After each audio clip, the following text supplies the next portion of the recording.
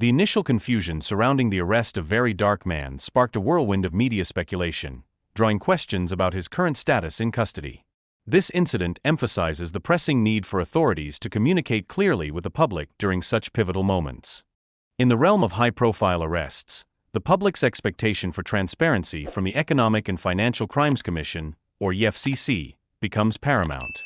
When updates are delayed or lacking, it opens the door to misinformation and fosters a deep-seated distrust among the citizens.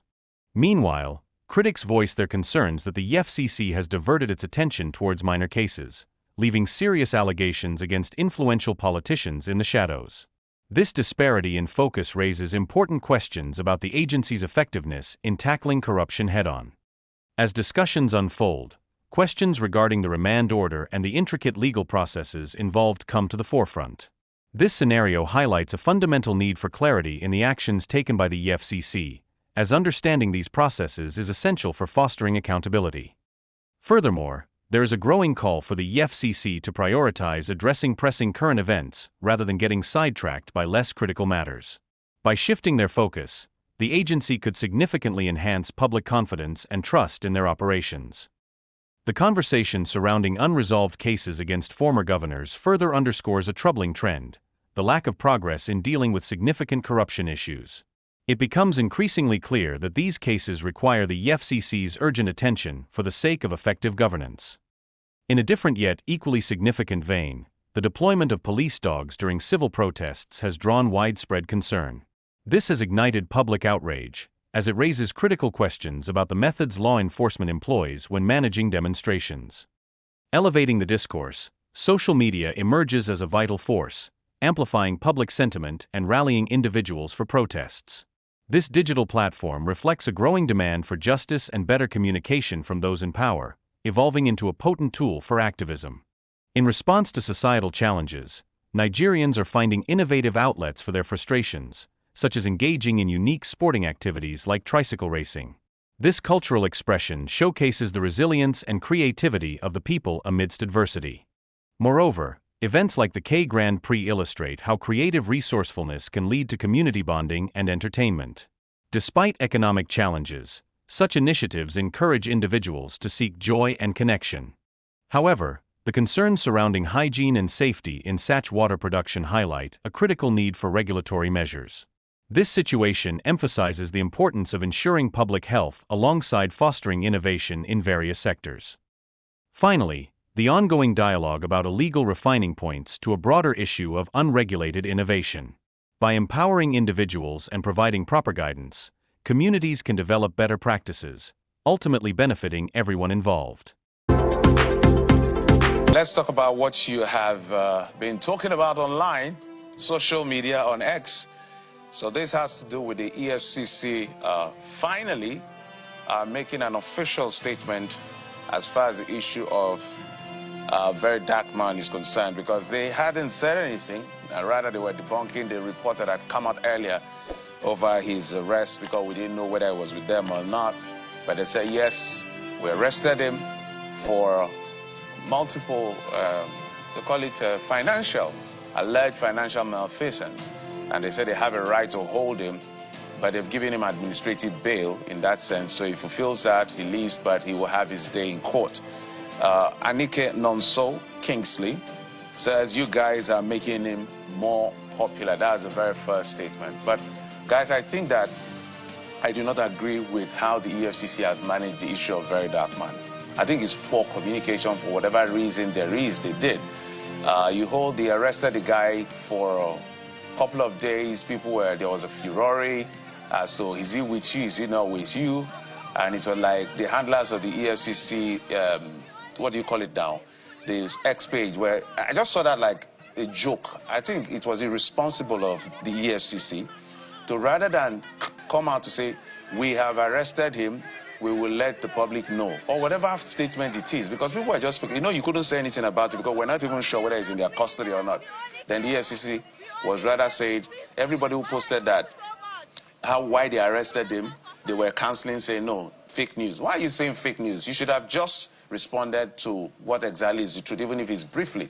So I don't think EFCC failed in that regard. And I respect them for what they are trying to do with Yahoo boys and all of that. But I think, again, in my view, guys, this is good, but EFCC is busy majoring on the minor. The major, what is happening to Yaya Bello, the allegations, all the big politicians you have in your custody, those are the things Nigerians are interested in. This is an attachment.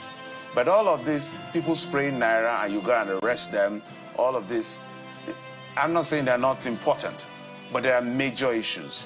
So on 2 counts, I fault the EFCC. Their communication is horrible on this particular issue, and majoring on the minor is troublesome. Do your minors, but let's hear what's going on with the big boys. Okay, guys, you have the next one. The part I really don't understand is the appropriate remand order was obtained in this regard, in that statement. So which court? Which court gave that remand order? When was the remand order gotten? When was he arraigned? Because on the one hand, there's talk about administrative bail, and then there's another talk about remand order. So is this order, was it given within the EFCC, by the EFCC, such that we have administrative bail, or it was given by a court? If it was, when was he arraigned? Did he get... These are the questions that need answering. And yes, Jeffrey, you've raised that point. You can't close your eyes to questions about what happened and then open your eyes to the other reportage. That should have preceded any other thing you wanted to do, whether tag something fake news or otherwise. Let Nigerians know what is happening. You didn't have to wait till Monday. Come on, we had Friday, Saturday, Sunday. And can an individual really be detained for that long with, without recourse to being charged and arraigned in court? Those are the real issues. And Jeffrey, you talked about, them majoring on the minor. The actress whose daughter, had a wedding a week ago or so, also talked about being invited by the EFCC after she returned from a trip. Those are the real issues. Should we ask also about outstanding cases of former governors who were, tried by the EFCC, but which cases have not really made a headway in the last couple of years? Should we also ask the EFCC what's going to happen, with the case of the former governor of Delta State, particularly, after the announcement of the defection? We are going to follow up on that case as well. So those are the real issues, that we should follow up on. Those are the real issues that we should see the EFCC, flexing its muscle on. Nobody is saying that anyone shouldn't be, arrested and tried if there are real charges against them. But we should see the energy evenly distributed for all cases. But what are you saying about these issues? I think we'll go to the next one that has to do with the videos. We understand that police brought dogs, right? To the 2 of the free Verydarkman protests in Abuja. And we saw them. So we saw that protest, so we understand that the police also, according to people that were writing on X, that they brought, what do you call it now, dogs, okay, to that. This is very embarrassing. I think we've said enough on this particular matter. Whoever is handling the EFCC communication should be reprimanded. It's horrible. We may not have gotten here where people are protesting and all of that. It's X. We have Verydarkman in our custody, following whatever grammar. One sentence, and everybody goes to sleep. Yeah. All this will not be necessary. So they're using this to distract us from bigger issues. Let's take their talking points now. Cryptopia says, be safe and careful out there. Watch out for bad players that might want to sabotage the peaceful protests. So there you go. We keep following the updates with Verydarkman from the EFCC, from his lawyers, and from the streets as well, because there's been public outcry, at least from sections of both social media and off social media as well. But while all of this is happening, Nigerians always find a way to let off steam, right? So you've heard of Formula One, Tour de France, all of the racings, but have you heard of Keke racing, tricycle racing?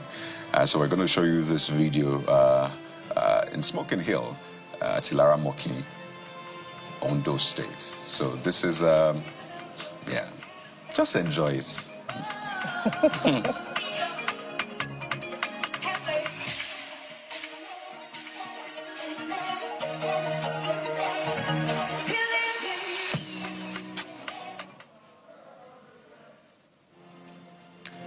So there you see, guys. I love it. Yes, when life gives you lemon, it. you make lemonade. When you have Keke, you don't have all the Formula One cars or all of that.